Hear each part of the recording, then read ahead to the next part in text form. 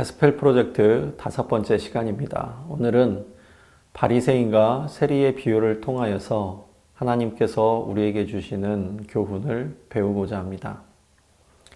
오늘 비유와 기적에 대한 부분은 5번째로 이 바리새인과 세리에 대한 비유인데요.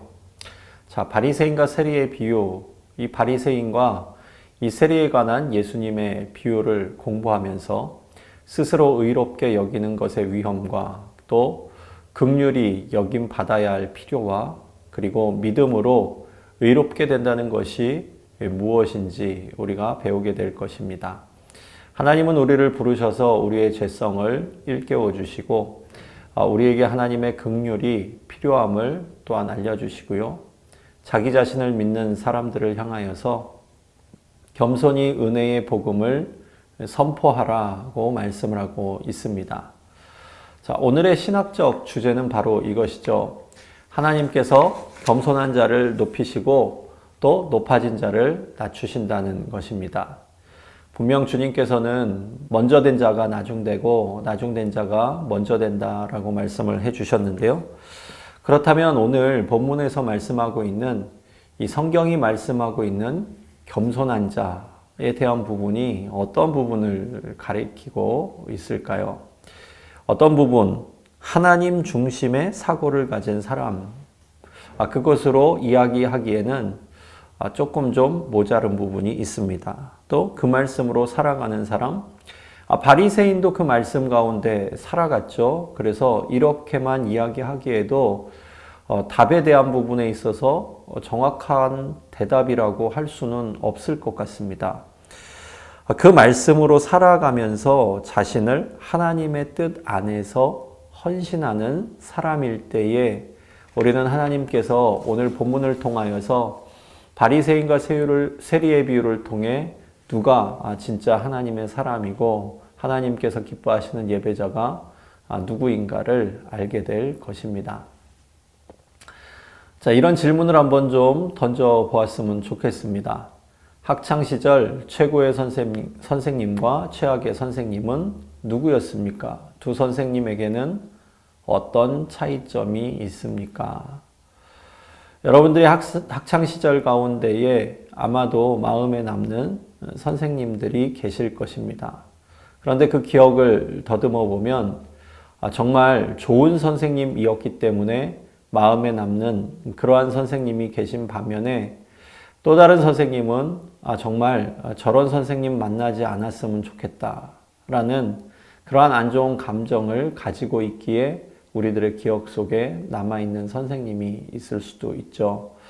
저에게 있어서도 그러한 선생님들이 계신데요. 특별히 저는 저의 불법 체류자 시절에 학교 졸업장을 대신하여서 학생들에게 졸업식을 참석하게끔 이렇게 독려하시며 어느 날 교장 선생님이 너는 졸업은 하였지만 불법 체류자이기 때문에 영주권이 없어서 문교부에서 졸업장이 안 나온다고 이렇게 이야기를 해주시면서 내일 졸업식에는 네가 안 와도 된다라고 교장 선생님이 저에게 말씀해 주셨을 때 초등학교 7학년인 저에게 졸업반이었던 그때 담임 선생님께서 오셔서 아니라고 내가 졸업장을 준비해 주겠다. 그러니 너는 와라. 이렇게 초청을 해 주셨던 귀한 외국인 선생님이 계셨습니다.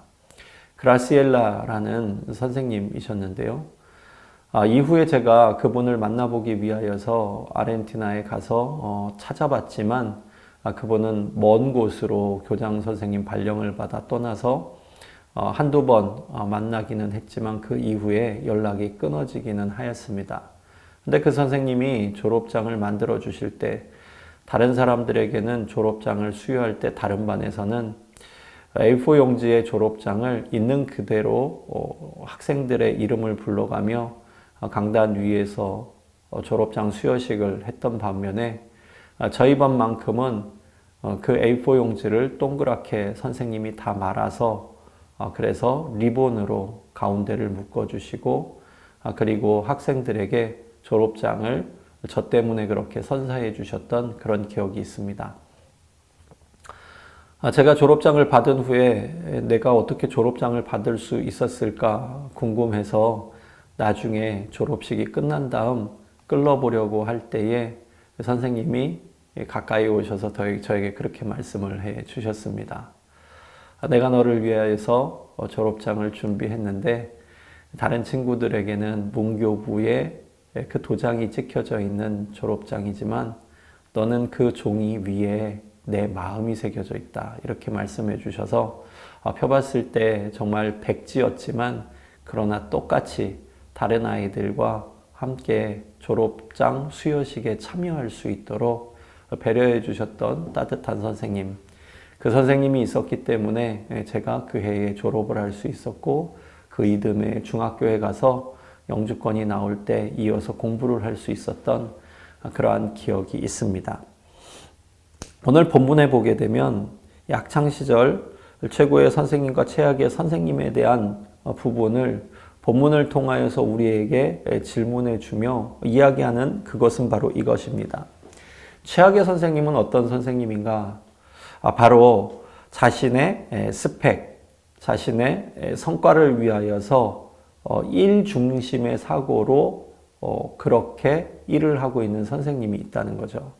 그럼 최고의 선생님은 어떤 선생님인가? 자기가 맡은 제자들을 위하여서 헌신과 수고를 아끼지 않는 선생님이겠죠. 자기중심적 사고를 가지고 오늘도 일을 하고 있는가? 아니면 자신이 가진 달란트를 가지고 사랑의 마음으로 타인을 위하여서 그 사랑을 나누기 위하여 배려하는 선생님인가? 여기에 그 차이점이 있을 수 있다고 볼 수가 있습니다. 자, 오늘 이신칭의에 대한 부분에 있어서 성경에서 말하고 있는 이 칭의에 대한 부분을 좀 우리가 살펴보았으면 좋겠습니다. 하나님께서 그리스도의 율법 순종을 통한 공로와 또 죄인을 위한 대리 속죄의 구속적인 죽음이 가져온 그 의에 기초하여 이 죄인을 의로운 자로 인정하시는 객관적인 선포, 이것이 바로 칭의입니다. 이렇게 설명한 내용을 보게 되면 이게 무슨 내용인가 싶어서 다시 한번 제가 설명을 해드리면 헬라어로 보게 되면 디카이오시스가 칭의입니다. 디카이오시스. 그런데 이 디카이오시스라는 이 단어에 대한 풀이를 종교자 루터가 이렇게 이야기를 하였습니다. 종교개혁자 루터의 말을 한번 들어볼까요? 인간의 선행에 따른 것이 아니라 오직 믿음으로 말미암은 것이다. 이렇게 루터는 평가를 하였는데요. 하나님의 의와 우리의 의를 우리가 성경을 읽어가면서 헷갈릴 때가 있습니다. 로마서에 보게 되면 이 의에 대한 부분, 이 칭의에 대한 부분에 대해서 구속사적 관점에서 이야기할 때에 의를 통하여서 구원에 이른다. 그런데 그 앞에 믿음으로 말미암는 의라고 기록을 하고 있죠. 우리는 죄인이기 때문에 온전한 의를 이룰 수 없습니다. 우리가 의인이라고 이야기하는 것은 거짓말이죠. 우리가 어떻게 의인이 될 수 있겠습니까? 예수 그리스도의 십자가 은혜로 말미암아 완성된 하나님의 의, 죄값을 대신 지불하신 그 십자가의 죽으심, 그리고 부활하심의 놀라운 영광, 그 구속자 예수 그리스도의 의를 힘입어서 우리 또한 죄사함을 얻을 수 있다는 것. 이것이 바로 칭의입니다. 내 의가 아닌 예수 그리스도의 그 사랑의 의로 인하여서 우리가 그분의 옷자락을 붙잡고 구원에 이를 수 있게 되는 것이죠. 자신을 의롭게 여기면 어떠한 일이 일어나는가? 오늘 성경은 다른 사람을 멸시하게 된다라고 이야기를 하고 있습니다. 오늘 성경 읽기의 말씀을 한번 보도록 하겠습니다. 누가복음 18장 9절의 말씀인데요. 성경이 있으신 분들은 옆에 성경을 펴시고 개역개정판 성경 누가복음 18장 9절의 말씀을 한번 보십시오. 제가 읽어드리겠습니다. 또 자기를 의롭다 믿고 다른 사람을 멸시하는 자들에게 이 비유로 말씀하시되. 오늘 본문의 9절 말씀에서 중요한 부분이 하나 기록되어져 있는데요. 이 바리새인의 죄가 무엇인가? 자기를 의롭게 믿었다, 이렇게 이야기를 합니다. 자기를 의롭게 믿었다. 쉽게 말하면 자아도취적 신앙이라고 이야기를 해볼 수 있습니다. 자신을 의롭게 믿는다는 잘못된 확신을 가지고 자신이 의로움을 가졌다라는 그 잘못된 것으로 상대방을 평가하는 거죠. 자, 스스로 의롭게 여겼다. 이것이 바리새인의 첫 번째 죄이고, 두 번째 죄는 다른 사람을 그로 인하여서 멸시하게 된다는 겁니다. 다른 사람들을 멸시하면 자신이 다른 사람보다 낫다라고 생각하는 착각과 우월성으로 자신의 의를 자꾸 높이게 되는 거죠.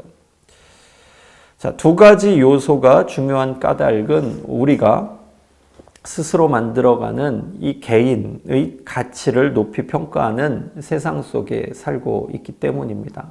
여기서 말하고 있는 두 가지 중요한 까닭은 스스로 의롭게 여기는 것, 이 첫 번째라면, 두 번째는 다른 사람을 자신보다 낮추어 평가하는 그 마음의 교만함인데요. 이 교만함을 이 사람은 자신의 자존감 또는 자신감으로 착각하여 해석할 수 있겠습니다. 자, 자기 자신을 신뢰하라, 자신감을 가져라, 스스로 해봐라. 뭐 좋은 말이죠. 좋은 말이지만, 그렇지만 그 마음가짐을 구원으로 적용한다면 정말 위험합니다. 영적인 무덤을 파는 것과 마찬가지입니다.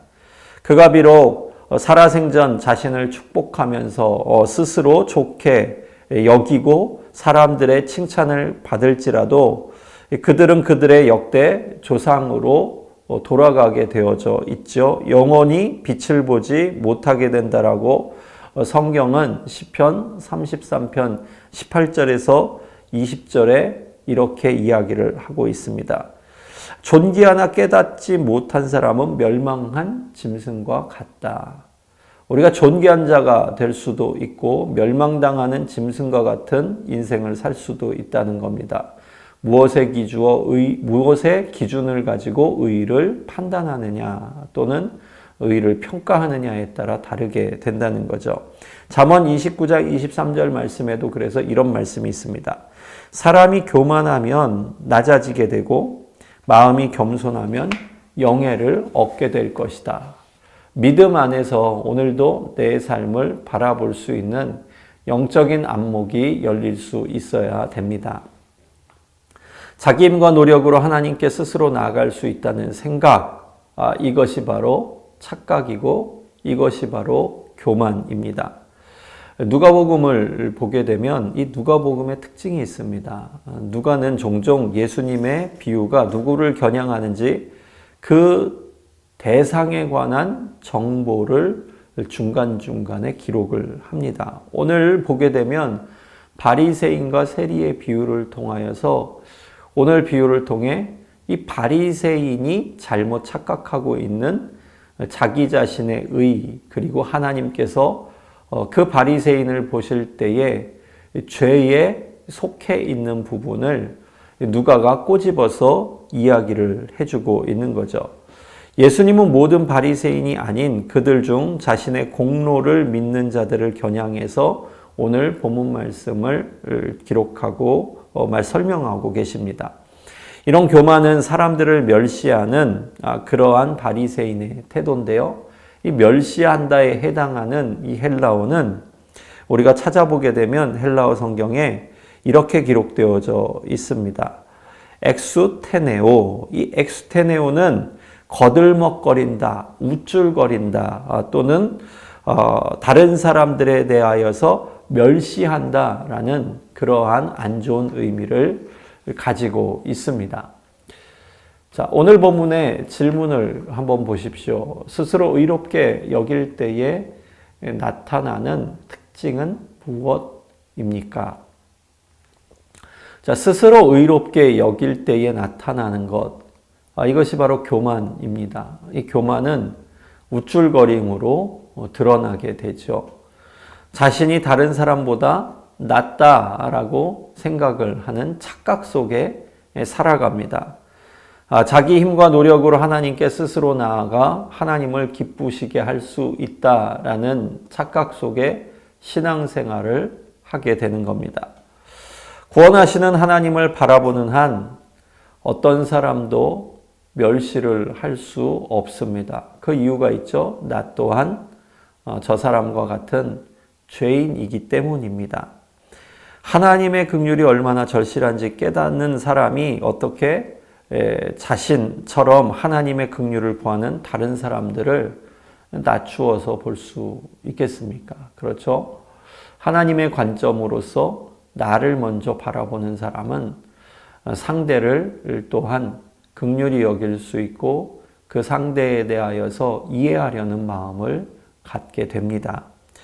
그래서 요한일서 4장 10절, 11절 말씀에 보게 되면 이런 말씀이 기록되어져 있습니다. 사랑은 여기 있으니 우리가 하나님을 사랑한 것이 아니요 하나님이 우리를 사랑하사 우리 죄를 속하기 위해 화목제물로 그 아들을 보내셨음이니라.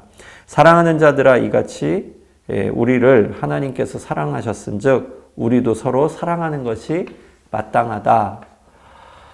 사랑하는 여러분, 그렇다면 오늘 우리는 다른 사람들을 바라볼 때에 다른 사람의 어떠한 작은 실수와 같은 부분을 어떻게 해석하고 있나요? 그럴 수 있다. 또는 그렇게 하면 안 된다. 무엇이 기준으로 그것을 판단하게 되는 것입니까? 자기 자신을 믿는 사람들, 이것이 바리새인들의 특징입니다. 자기 죄를 알지 못하기에 스스로 의롭다고 생각하게 된 것이죠.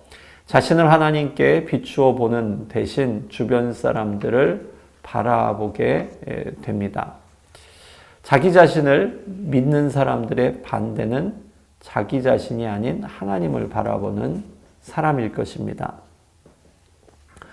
오늘 바리새인을 보시게 되면 첫째, 스스로 의롭다 믿으면서 독선적으로 변하여서 다른 사람들을 멸시하고 있는 부분을 볼 수가 있습니다. 두 번째로는 멸시하는 사람들에게서 죄를 발견하면 자신을 더욱더 신뢰하게 되는 거죠. 우리는 하나님만이 우리를 구원하신다는 것을 믿어야 하며 예수 그리스도의 의를 신뢰할 수 있어야 됩니다. 저희 아버지께서 굉장히 제가 이런 예화를 들으면 제발 이런 예화 좀 들지 말라고 그렇게 부탁을 하시긴 하는데요. 오늘도 이 부분에 있어서 저희 아버지에 대한 예화가 조금 도움이 될까 싶어 여러분들에게 말씀을 드리겠습니다. 저희 아버지는 굉장히 오랜 기간 예수님을 믿으셨는데요. 30년 아니죠. 제가 40살이 넘었으니까 40년 이상 교회를 다니시면서 늘 항상 하나님의 말씀을 들으실 때에 주보 앞뒷면에 볼펜을 가지고 목사님께서 주시는 말씀을 빼곡하게 적으십니다. 그리고 요점 정리를 정말 잘 해두십니다. 그런데 그 다음 예배가 끝나고 나와서 꼭 저희 집에 도착하시면 성경책 안에 껴져 있는 그것을 빼내셔서 오늘 내가 설교가 너무 좋아서 요점 정리를 잘 해놨는데 내가 이렇게 말씀을 들어보니까 오늘 이 말씀은 네 엄마한테 주시는 말씀이다. 오늘 이 말씀은 네 동생에게 주시는 말씀이다. 오늘 이 말씀은 너에게 주시는 말씀이다. 한 번도 저희 아버지는 이 말씀이 나에게 주시는 말씀이다. 이렇게 해석을 하시는 적이 없으십니다. 그래서 제가 아버지께 아버지, 하나님의 말씀은 누구에게 주시는 말씀이 아닌 오늘 나에게 주시는 말씀입니다. 그렇게 설명을 여러 차례 해드렸는데요. 요즘은 이제 성경을 읽으시고 또 필사도 하시고 그리고 하나님의 말씀을 적으시면서 그 부분에 있어서 다른 상대보다는 본인에 적용하시는 그 모습을 바라볼 수가 있습니다. 우리는 하나님만이 우리를 구원하신 것을 믿어야지 되며 예수 그리스도의 의를 신뢰해야지 됩니다. 그럴 때에 하나님께서 오늘 이 말씀은 누구에게 주시는 말씀이다가 아니라 오늘 이 말씀이 나에게 주시는 말씀이다를 깨닫게 될 수 있는 것이죠. 어떤 사람이 다른 사람들을 낮춰 본다는 것을 알 수 있는 표시, 그것이 무엇일까요? 이것을 비교의식에 비추어서 생각해 보면 맞을 거라고 생각이 됩니다. 독선적인 사람이 될 수 있죠. 비교의식을 통하여서 독선적인 사람은 그것을 가지고 상대를 자꾸 비난하고 헐뜯으려고 합니다. 뿐만 아니라 굉장히 비판적인 사람이 될 수 있죠. 그렇다면 당신은 언제 그런 덫에 빠질 수 있겠습니까? 하나님 앞에서 나 보기를 멈출 때 우리는 하나님께서 허락해 주신 귀한 말씀을 가지고 내게 적용하는 것이 아닌 상대에게 그 말씀을 비추어 판단하는 그러한 교만함 또는 비교의식을 통하여서 자신이 죄를 저지르게 된다는 것을 성경은 말씀하고 있는 거죠. 내 죄가 내 눈에 들어오는 것이 아니라 상대의 죄만 내 눈에 자꾸 거슬려 들어오게 되는 것입니다. 자, 오늘 두 번째, 자신을 의롭게 여기면 감사의 말로 자기 의를 포장하기도 한다라는 부분을 성경은 말씀해 주고 있는데요. 바리새인은 대부분 유대인들 사이에서 존경을 받았던 인물이었습니다. 하나님께 순종하고 노력하려고 했기 때문에 그들은 의롭고 양심적인 사람들로 주변 사람들에게 평가를 받았습니다. 그들의 예배와 기도와 의로운 삶에 관한 방식은 유대 종교 문화에 있어서 사실 굉장히 지대한 영향을 끼쳤습니다. 이 바리새인과 세리의 비유, 이 비유를 통하여서 바리새인은 율법의 모든 요구사항들을 넘치도록 지키고 있는 모습을 우리가 발견할 수가 있습니다. 유대인들은 본래 속죄일에만 1년에 한 번 금식하게 되어져 있습니다. 그런데 성경에 따르면 신앙심이 깊은 사람들, 그러한 사람들은 많이 금식하곤 하였습니다. 한 주에 2번 월요일과 목요일에 이 바리새인들은 이스라엘이 구속되기를 바라며 꼬박꼬박 금식하였습니다. 뿐만 아니죠. 자신의 소득 가운데에 11조를 정확하게 떼어서 하나님께 올려드리기도 하였습니다. 그런데 중요한 것이 있습니다. 존 파이퍼 목사님이 이 바리새인들의 이러한 모습을 향하여서 이런 말씀을 주셨어요. 비록 그것이 하나님의 은혜에서 나온 것일지라도 자기 의는 하나님의 거룩한 임재 앞에 정당화하기 위한 근거가 될 수 없다라는 부분입니다. 하나님께서는 율법적인 부분으로 죄에 대한 부분을 결코 우리가 요만큼 지켰으니까 요만큼은 봐주시겠지 이렇게 합의하시는 분이 아니라는 겁니다. 왜 그럴까요? 하나님께서는 거룩하신 분이시기 때문입니다. 거룩함, 이 카도시라는 히브리어 단어는 구별되었다라는 뜻을 가지고 있습니다. 거룩한 하나님 앞에 죄는 조금이라도 들어가거나 용납될 수 없는 부분이기 때문입니다. 자, 오늘 바리새인과 세리의 비유, 예수님의 비유는 성전에서 기도하는 두 사람을 보여주고 있습니다. 바리새인과 세리이죠. 바리새인의 기도부터 한번 살펴보도록 하겠습니다. 여러분, 여기서 중요한 부분이 하나 있죠.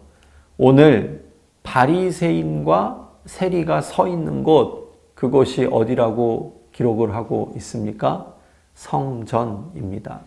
그러니까 이 말씀은 하나님을 믿지 않는 사람과 하나님을 믿는 사람으로 구별지어 이야기를 하는 것이 아니라 하나님께 예배하는 두 사람 가운데에 바리새인과 같은 사람이 있고 또 세리와 같은 사람이 있다라는 부분을 말씀해 주고 있는 거죠.